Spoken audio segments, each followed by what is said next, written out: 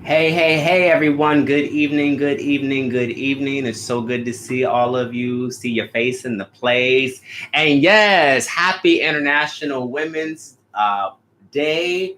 And it's also a month for all the women in the house. So, right, I'm so happy to have you joining us this evening. It really feels good to see all of you and see you flowing in the space. Welcome, of course.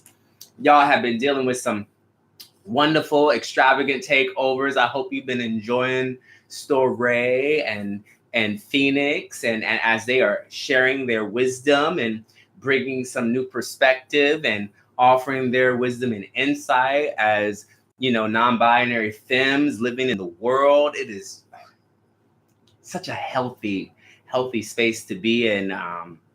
And so I'm just really excited to share with you for a minute. It's been really wonderful to share Black Queer Love with you. Of course, really grateful for the wisdom that is being brought to us. But not only that, just the soul care. The soul care. I mean, I love that about actually the process that we've always often engaged with. And I will say I'm kind of lucky. I mean, I get to be in relationship with these wonderful individuals who have kind of broken bread in the sense of really good word and expression. And so it's just really great that y'all have had the opportunity to engage with Black Queer Love, and I'm so excited to be sharing all of that with you. Today it is absolutely just a beautiful Tuesday. It's good to be back. There has been so much moving in my world, and I've been getting to have a chance to kind of spruce up on my reading. As y'all know, I'm kind of, Story likes to joke and be like, oh, there's Dr. Hooper. It is a thing. I do love to know and read and do some more homework, because I find knowledge not only to be something that needs to just be examined as a sense of research, but a sense of me search. And so I love to do some me search. And so, welcome to the space, y'all. So,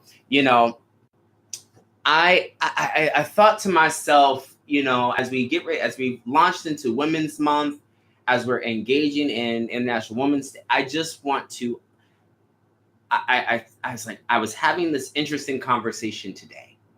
And that conversation led me to talk about the power of women as curators of culture.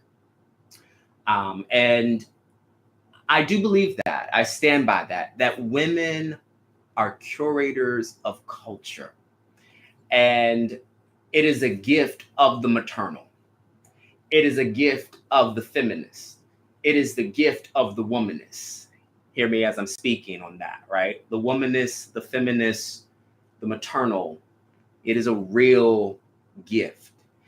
Not everyone can operate from that capacity. And so I thought, how can I start this moment with you? If I may, because I love mythologies and I love ancient wisdoms. I want to offer you the opportunity to engage with me, if you will, from a space and from a location, particularly between Togo in West Africa, as well as between Nigeria, called Yoruba land. So in between there's a community of or culture, if you will, called Yoruba. And Yoruba is also known to have a tradition also called Yoruba, this religious or spiritual tradition. It is a West African tradition, and it was brought to this country. And you've heard me talk about it every once in a while. One of the things about that I really was fascinated, I won't go through this entire story, but there is a story called Ashe Atura. Kind of fancy, Ashe Atura. And what happens in this story is that all of these spiritual guides come to earth to build the earth, make it better, right? And in one of the moments, they insult particularly one of the other spiritual guides named Oshun. And I think, and I believe I've shared my shared some wisdom on Oshun. Oshun, if you do not recall, is the spiritual guide of the river, love, and beauty. And they found her ability as a goddess to be useless, the other Orishas, because they didn't understand why she was walking around, basically, quote, not doing anything other than looking in a mirror. And because she got offended, she went and sat on the moon. And she's looking in the mirror and she decides to powder her face and everything because she does not take kindly to insults. I don't blame this goddess. I don't blame her at all. And so what eventually ends up happening is that the supreme god Olodumare,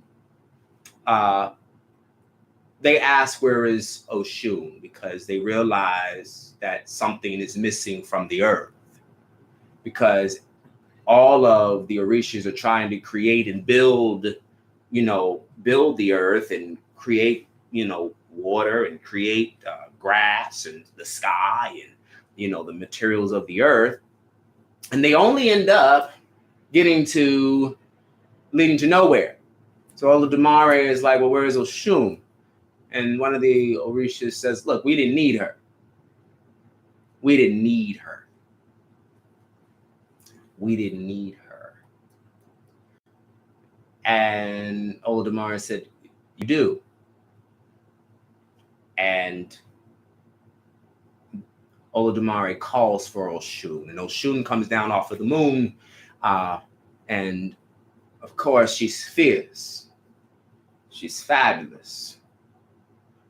And when she steps down off of the moon and comes down to the earth to be with the other Orishas, the other spiritual guides, they realize that things that they were trying to build begin to come together. What this story actually oftentimes leads us to is to understand the power and the ability that Oshun has to create, to cultivate, to curate what love looks like in the world. Oshun has the ability to bring broken pieces and make them whole. Oshun has the ability in that moment to take the things that are bitter and turn them into sweet water that refreshes and restores the soul. Oshun is fierce and fabulous because as soon as she touches the earth, everything assembles and is curated with love, beauty, and just seems to flow together very well. Her character is absolutely filled with a sweetness and a wholeness and a beauty and a love that only, if I may, only a woman or the maternal or the femme or the feminist can possess. And it ignites me to think about it. What I do like, though, is that might sound really powerful, but it's great to be curated enough to bring things together, to make things whole, to make them beautiful, to make them lovely, and to make them sweet. what's powerful about it is that actually when Oshun comes to the earth, the part of the story that I really enjoy is the moment of the apology. That all the other Orishas simply have to apologize. And what Oshun does, something that is so lovely, so beautiful, and so whole and so sweet, Oshun takes a fierce and fabulous approach to the apology and says, don't let it happen again. She doesn't take kindly to insult to her gift. She doesn't take kindly to the fact that someone couldn't recognize her value when she was doing the work that she was doing. She doesn't take kindly. She doesn't like being taken for granted. She doesn't want it to happen again. See me the first time. Fall in love with me like love at first sight. I need you to recognize who I am. That is what Oshun is saying in that present moment. And what's even more interesting is the next level of the apology. Check this. Don't let it happen again, is what she says. Now, she didn't already come to the earth. She didn't already brought all the pieces together that everybody was missing because if love leaves the planet, everything falls apart. When beauty leaves the planet, everything just falls apart. When wholeness is no longer available, things just fall apart. And when everything that seems sour and there's sweetness, and so she does that. Then she goes ahead and fortifies the apology by actually creating a framework about love that says, don't take advantage of me. Don't take advantage of me. Now, step 3. Step 3 of this story is that she ends up dealing with the apology, fortifying her love, and then the story says that she turns in on herself. She turns in on herself. She turns in on herself, and she produces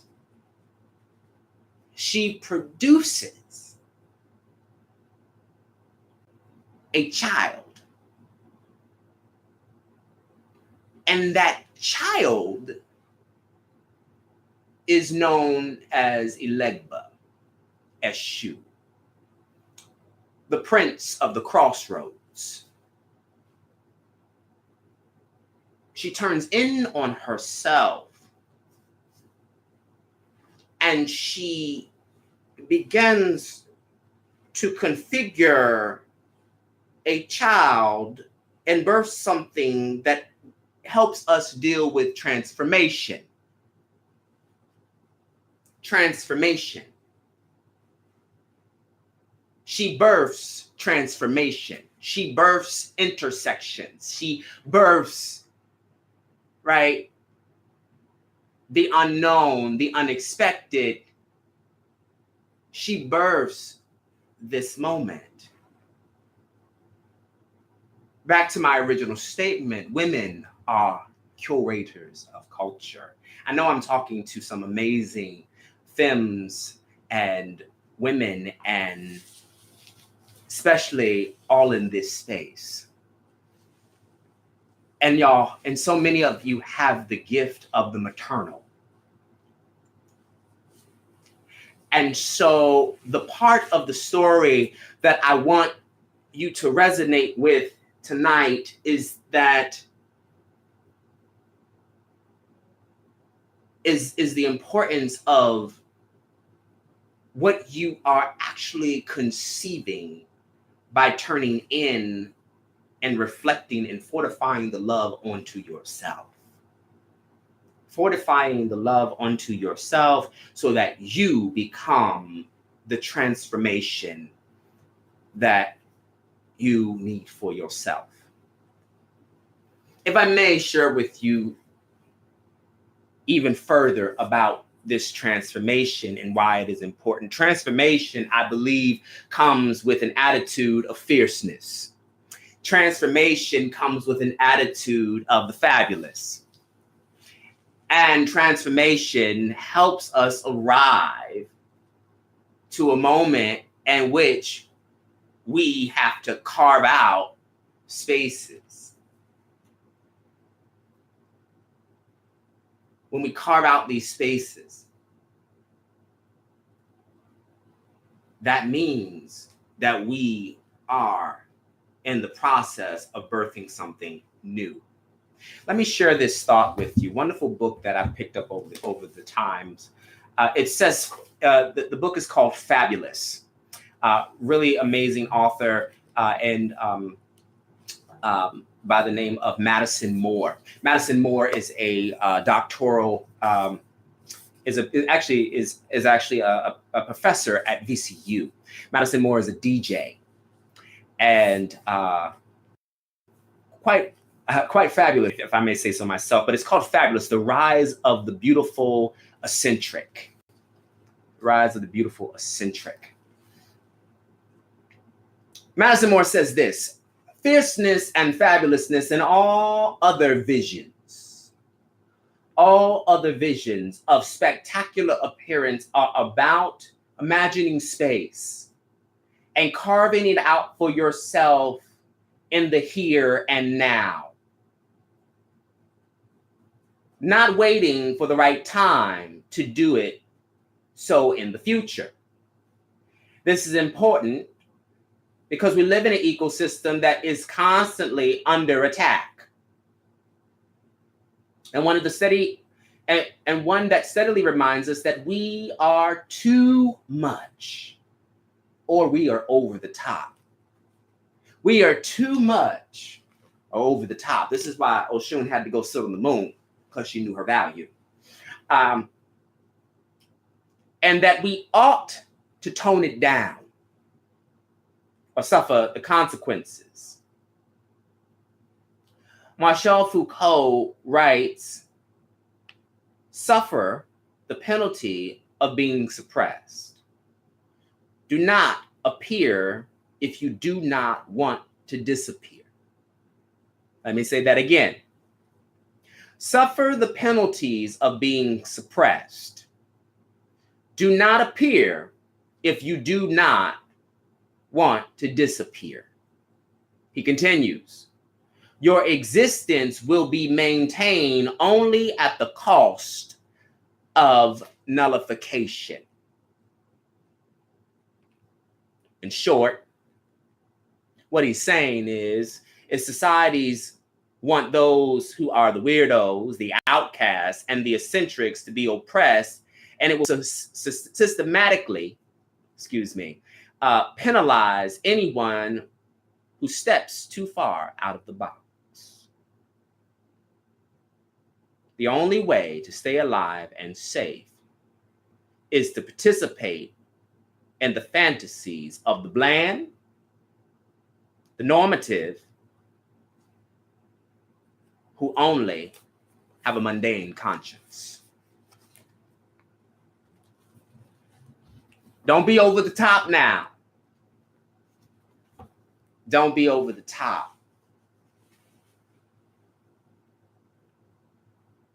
So when we decide to step into a fierce fortitude of love, when we decide to recognize the fact that we can birth even more fierce potentiality, when we decide to do that, we realize that we possess the ability to bring joy to others. We possess the ability to offer the power of fantasy. Fantasy not rooted in making up just ideas, but producing actual creativity. Check this.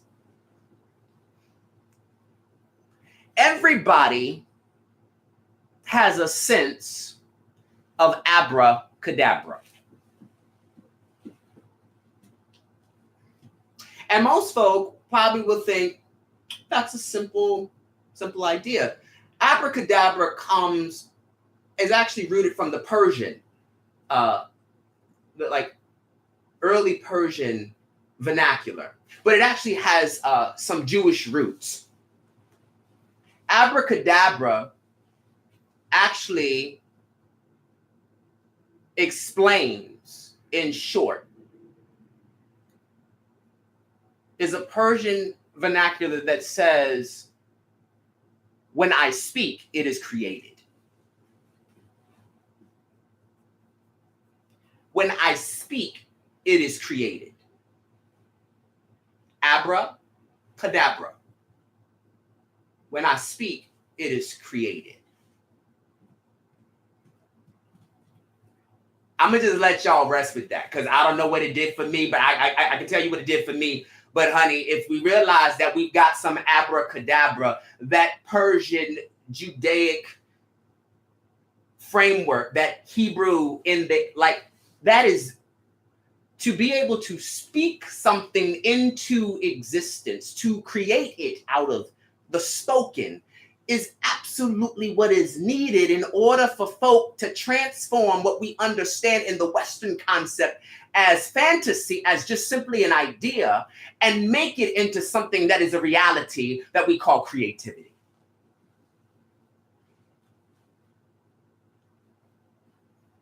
It is imperative.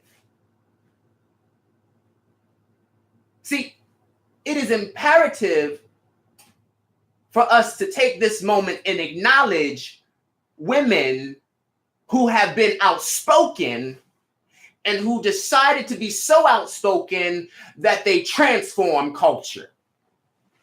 It's important for us to acknowledge the power of speech to a place that when women have spoken for voting rights, when women have spoken to be seen and acknowledged, when women have placed and been placed in positions of power to make change, when women have been able to disrupt the peace because men don't want, when women speak up about how they see themselves and their bodies and their stories in the world, and honestly decide, look, not only to speak about themselves, but the way that they bring forth life. I know, I get it. This thing right here is about bringing forth life. It is the moment that the woman is actually taking the opportunity, the femme is taking the opportunity to make sure that we are not stuck in what the author says here. Madison Moore says, look, we're not stuck in the bland. We are nourished. We are fed into transformation. And so we come into a real healthy, we need some ingredients. Women offer ingredients into living a fully cultivated transformational life. And it comes through engaging the frameworks of joy and love and fantasy. It is the same thing that Oshun possessed when she was walking onto the earth with the other Orishas, and they just didn't realize it. Please do not let anybody take advantage or take you for granted or ignore you for the fact that you actually are doing the work in the world. Transverse, we are not taken for granted because of the simple fact we are doing this work in the world. We are showing up in ways that many cannot realize. And so what we've got to see is that we give life. We give life. For the spirit of the maternal in all of us, we give life. Hear me when I say that. For the spirit of those in the maternal, we give life. Justice has been with me since the passing of my father. I might get full. And many of you know Justice. But Justice came to me in the beginning of this show when it was starting. And my father had just passed. And in January, I watched the transition of my father. And the moment that I saw this happen, something in me died. Can I talk to you for real? For real, for real? Something in me died because I did lose a big part of my life. But I never stopped doing Keep Living. I didn't. My partners were all concerned because I didn't stop. But it was the fact that justice reached out then in January after a hard December and offered what she would have considered help. She didn't offer help. She offered life. Do you hear the gift of the maternal? Do you hear the power of wanting to give birth in the midst of a crossroad? Do you hear the possibilities that had to happen while I was sitting in the struggle? Come on. It was a tough moment.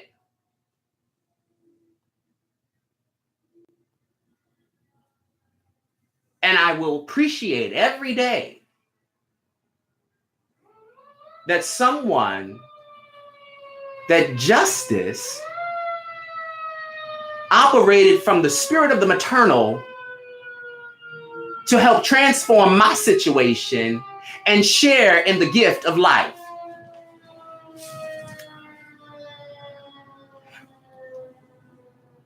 We got a lot of folk that don't mind. I know we got a lot of folk that really don't realize their capacity sometimes in this work. But I really want to point it out that we cannot take the femme, the womanness, the feminist, we cannot take any of it for granted. We can't take advantage of it either, because life is precious. And no matter what, I'll go back to what the author says here. Do not appear if you do not want to disappear. That is the power of suffering. And there are so many people that want us to be erased. There are so many communities that want folk to be erased. They want to erase our children. They want to erase our trans babies. They want to remove our genderqueer children. They want to do anything. They want to persecute parents these days. But I just got enough sense to just tell some of you in here, just keep giving life. Find someone to nurture. Realize how much of a nurturer you are and produce the life when in this time and in this season where we are sitting in a global crossroad, when wars and citizenships, and it is complete genocide. I don't care what most folks don't even realize it, but this is a real genocide situation happening in Ukraine dealing with Russia. And it ain't cute. This is war, but it is absolute genocide. If you listen to what you are hearing. And I can tell you the level of transformation that has to occur, it is going to come. I have been so impressed and so in awe of the Ukrainian women that are there, and teachers and nurturers and nurses and people. I mean, we have birth happening still. We have nurses working, and we have teachers holding guns, fighting off military. I see feminist freedom fighters working on the front lines of the Ukraine.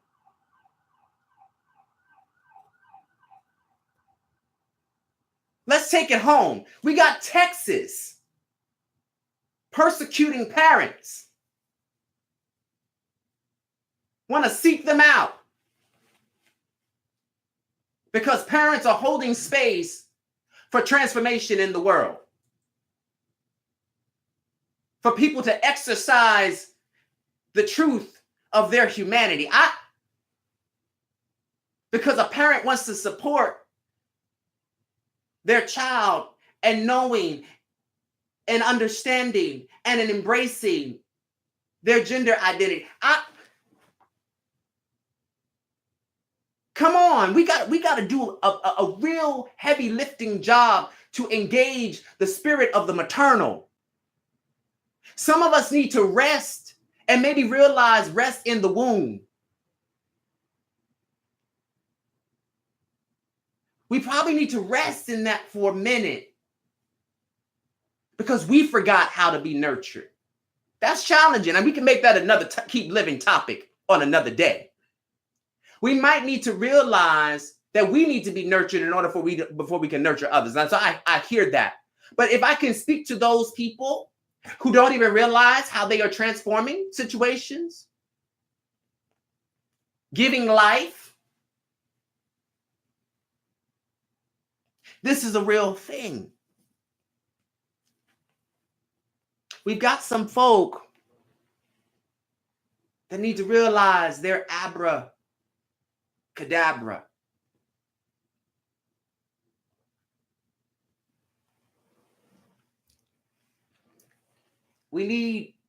Some of us in here need to realize our abracadabra. We need to be able to realize our power to speak things into existence. If you just want to share with somebody, we ain't gonna disappear so easily. We are not gonna disappear that easily.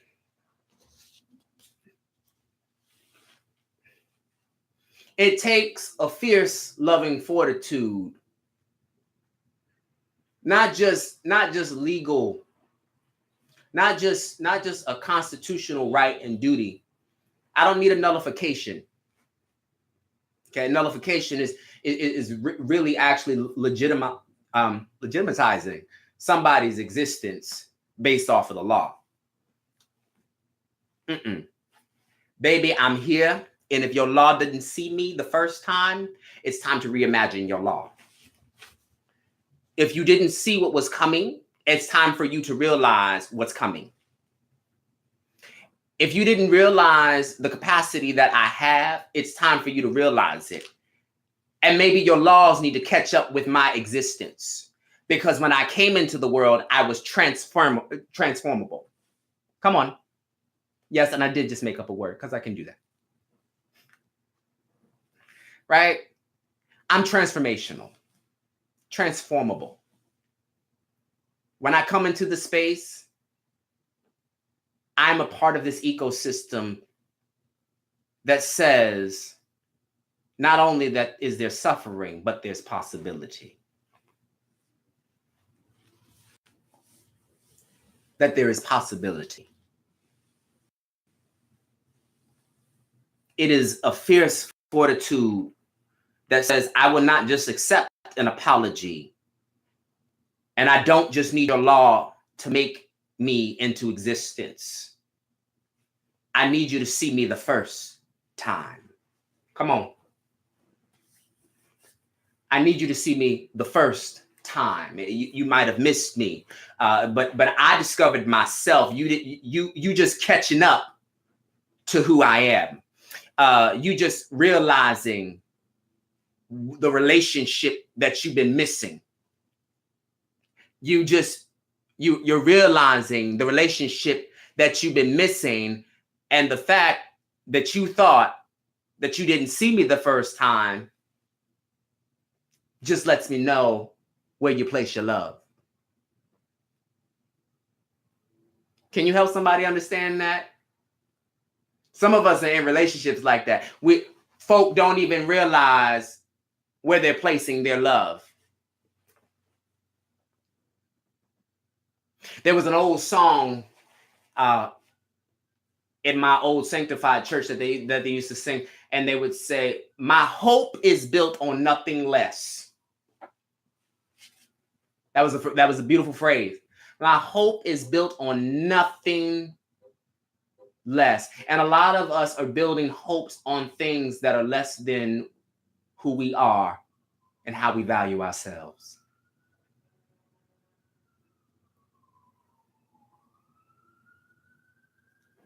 We've been building hopes and putting our hopes in things that don't speak to the value of who we are. We are placing ourselves in the hands of politicians, senators, presidents, that just in the end really don't speak to the value of who we are.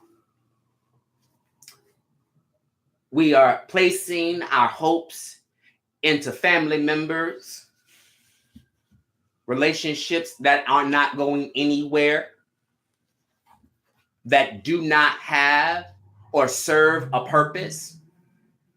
And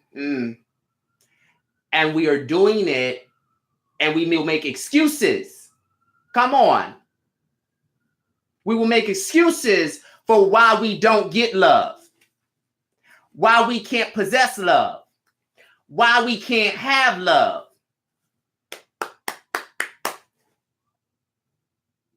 We will make excuses for why we didn't get love.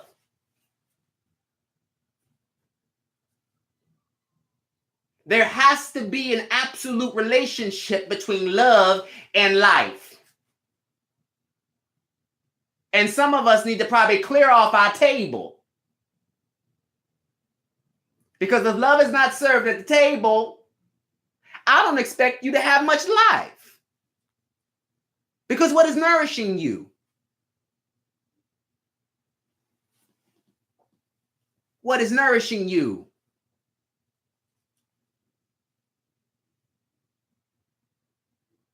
Early Jackson 5, when Michael Jackson opens up, he's like, I'm just wondering who's been loving you. And maybe that's a question you need to ask yourself. Who's been loving you? And it's not an external question. You probably need to ask yourself that, of who's been loving you. Maybe you have not been loving you enough. And maybe you have not figured out ways to turn in on yourself like Oshun, to give birth to the things and the possibilities and the fantasies that actually produce great transformation.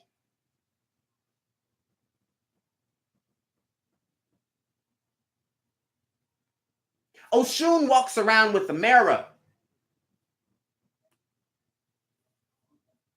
She walks around with a mirror. You want to look her up? Look her up. You can open up another tab. This is a fierce goddess who walks around with a mirror. Oshun is spelled Ochun.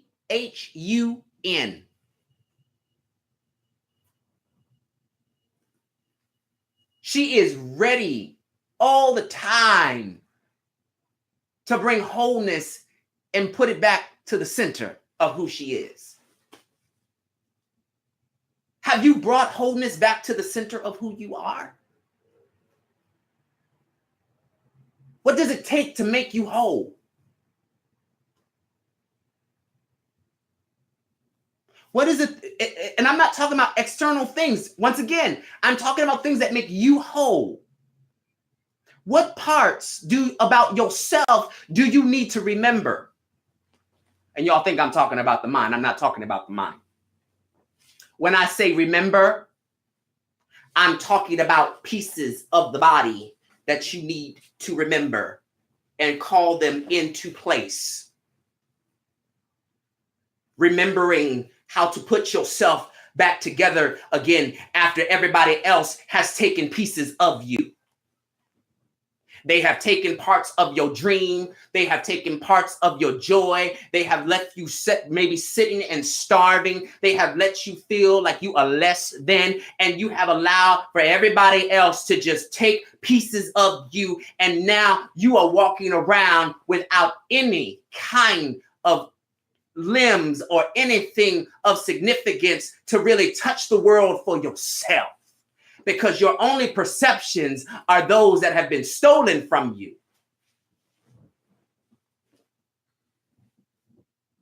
You are living off of everybody else's perception of what you're expected to be instead of calling those members into peace. Your job told you to do this. Your family said, your partner said to do this.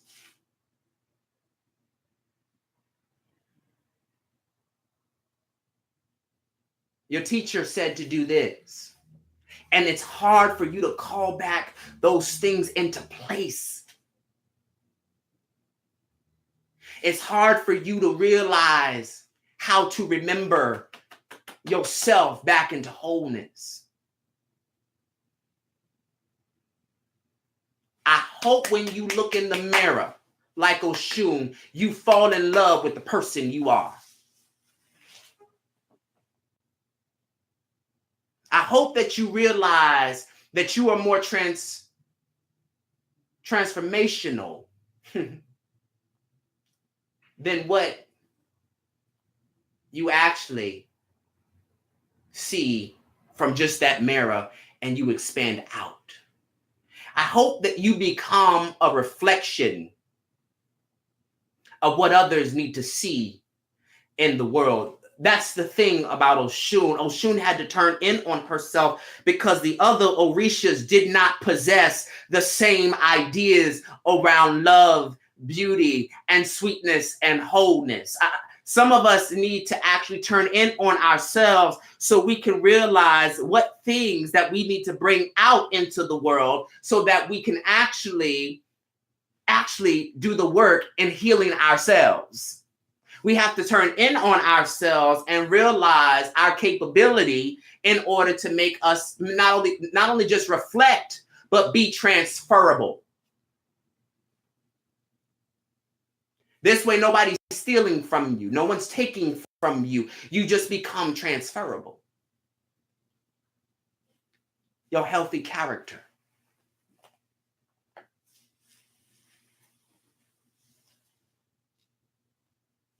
Maybe the recipes of how you became a success in life.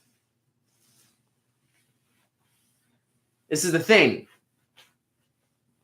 right? I mean, after this, we got the transfer show, and one of the things that I love about it is that it unpacks, right? The transgender show is next, and what happens is if you pay really close attention,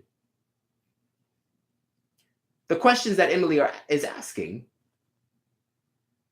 is about a transference of not only who the person is, but the meaning of their life. The meaning of how they show up in the world.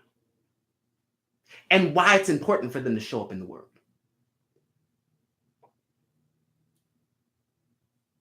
You don't just get to show up. Some folk would love to. Trust me, as a black and brown non-binary person, I would love to just show up. But I've got to be accountable for the reflections that I'll offer in the world so that they are transferable to those who cannot see themselves and the beauty in which I see them.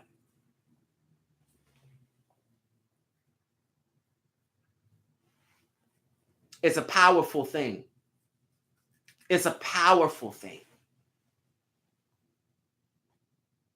It's absolutely what we need. A transferable love. A transferable love. And one of my favorite philosophers often says it best. Jose Vasconcelos. Mexican philosopher from the 1920s, and was also the prime minister of education, talks about in a book called Cosmic Rays about this power of love. He says the state, check this, the state of a mystical union. As I see some of my dear ones talking about, it takes a village in the community of love. Check this, the state of a mystical union. Can I declare y'all this to be a mystical union? We so mystical. I mean, we really have come far. Look, we are actually connected on a network right now that's done through the internet on a high level of technology that we couldn't have imagined almost 8 years ago. I mean, we are living in a mystical union of which joy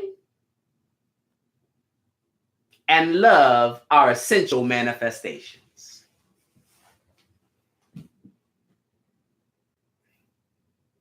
Joy and love are manifestations.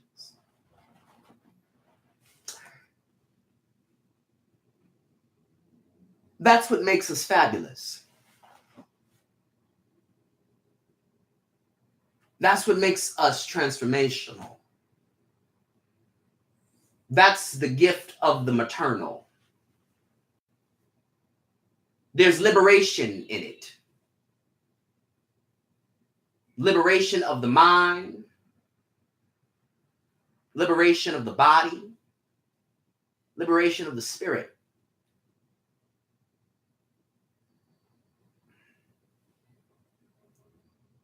And I hope that we can undergird that.